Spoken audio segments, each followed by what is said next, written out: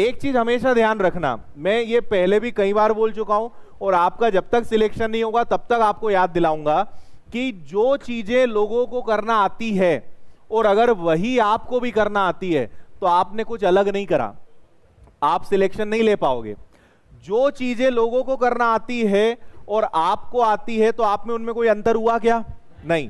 लेकिन जो उन्हें नहीं आता और आपको आता है वो आपको आगे करेगा। समझ में आया? जैसे जहां पे टफ चैप्टर्स की बात आती है, चाहे ज्योमेट्री हो, एलजेब्रा हो, ट्रिग्नोमेट्री हो, मेंसुरेशन हो, नंबर सिस्टम हो, कंपाउंड इंटरेस्ट हो, मिश्रण हो, ये ऐसे चैप्टर्स हैं जिनसे हम भागते हैं, ठीक है। लेकिन क्या हमारे भागने से ये परीक्षा में नहीं आएंगे? आएंगे ना। तो परीक्षा में अगर ये आएंगे तो ये तो करना आना चाहिए। अब करके कौन आएगा? जिसको आता होगा और जो इन चैप्टर्स को इंटरेस्ट लेकर सीखेगा, है ना। तो सीखोगे तो एग्जाम में आप बाकी लोगों से आगे रहोगे। मैंने आपसे पहले भी कहा है, जैसे अभी एमपीएसआई हो, पटवारी हो, कांस्टेबल हो, जो भी हो, अब आप देखना कम से कम 15 लाख लोग फॉर्म भरेंगे।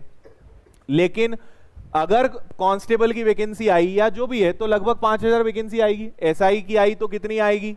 1000 के आसपास भी आ जाए तो बहुत बड़ी बात है। पटवारी आ गई तो 8-9 हजार के आसपास की उम्मीद है। तो 15 लाख लोग परीक्षा देंगे और उसमें से आपको कितने में आना है? हजारों में आना है। तो आपको कुछ ऐसा काम करना पड़ेगा, अपनी रणनीति या अपनी टेक्निक ऐसी बनानी पड़ेगी कि आप 15 लाख में से हजारों में आए। तो आपको वो चीजें सीखनी पड़ेंगी जिससे लोग भागते हैं, जिससे बाकी स्टूडेंट भाग रहा है लेकिन आपको वो करना आता है। समझ आ रही है बात? मैं आपको क्या सिखा रहा हूं कि लोगों से अलग कैसे बनते हैं, है ना।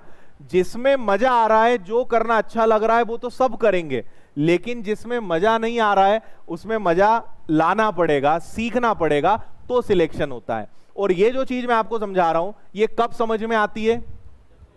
परीक्षा देकर जब आ जाते हैं उसके बाद